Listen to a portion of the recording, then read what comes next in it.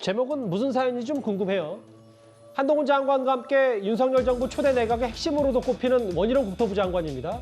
어제는 집값이 너무 급격히 떨어지는 걸 막기 위해서 문재인 정부 때 만들어진 규제를 모두 푸는 정책을 발표했던 원 장관인데요. 어제 저녁에 곧바로 사당역으로 향한 사연이 하나 있습니다.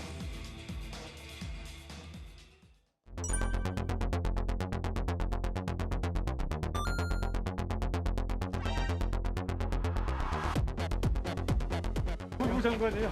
네, 우리 광역버스 조합이 실제 좀 사정을 좀 직접 확인하러 나왔어요. 보통 얼마나 기다렸다고 많이 기다릴 때는? 많이 기다릴 때는 네? 30분 기다릴 때도 있고요. 30분. 네. 그러면 버스를 몇 대를 보내는 거예요? 평균 한 2대는 되는 것 같아요. 2, 3대. 그래도 얼른 빠져서 다행이네. 아유, 편안히 귀가하십시오.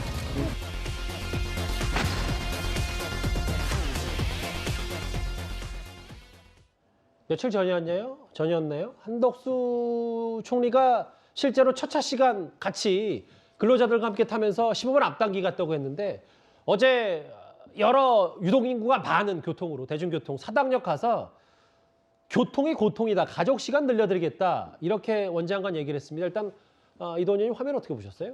우선 그 한덕수 총리 얘기부터 먼저 하면은 새벽 버스 타고 출근하면서 버스 시간을 앞당겨달라는 우리 그 노동자 여러분들의 청을 그대로 받아들여서 서울시와협의해서 곧바로 됐죠. 예. 그래서 여권 내에서 그 한덕수 총리하고 오세훈 시장이 이번에 정말 잘했다.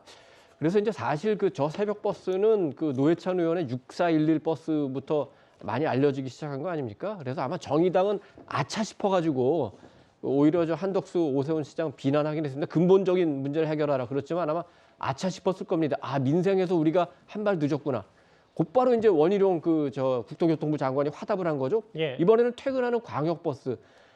지금 이제 또 광역버스도 어느 정도 그 승차 인원에 그 제한이 있기 때문에 더 맞아요. 지금 그 출퇴근하시는 우리 시민 주민 여러분들이 고통이 많습니다. 그러니까 답은 현장에 있으니까 현장에서 내가 직접 부딪히겠다 해서 직접 나가서 체험을 하는 거예요. 최근에 원희룡 장관이 우리가 하는 말로 필 받았다는 말을 조금 쓰죠. 약간 약간 물이 올랐어요. 일단 원 장관이 취임할 때 그 목표를 어떻게 제시했냐면은 당신이 취임했을 때의 부동산 지표 그걸 퇴임할 때는 명확하게 안정을 시키겠다는 목표를 가졌는데 그거는 어느 정도 뭐 집값도 지금 하락 추세이기 때문에 그 목표를 지켰고 최근에는 뜻하지 않게 노사 문제로 해서 굉장히 그 시민들로부터 좀 높은 평가 받고 있지 않습니까? 예. 현장에서 원칙 갖고 대응했다.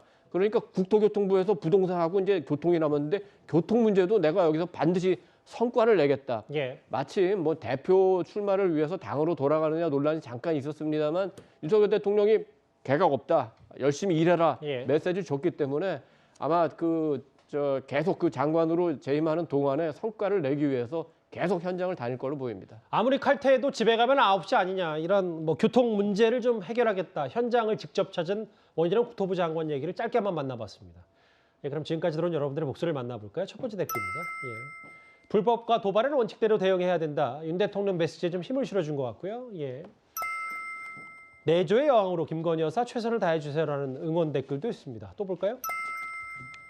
돌로 갈라진 나라 어찌해야 되냐요. 보고 싶고 믿고 싶은 뉴스만 본다 뭐 이 얘기를 하시는 것 같은데 최근 여론조사를 보면. 예. 오늘은 댓글 4개만 가겠습니다. 의원들 한 살 더 먹었는데 철 좀 들었으면 얘도 정치권을 그냥 질타하신 분 마지막 쓴소리까지 만나봤습니다.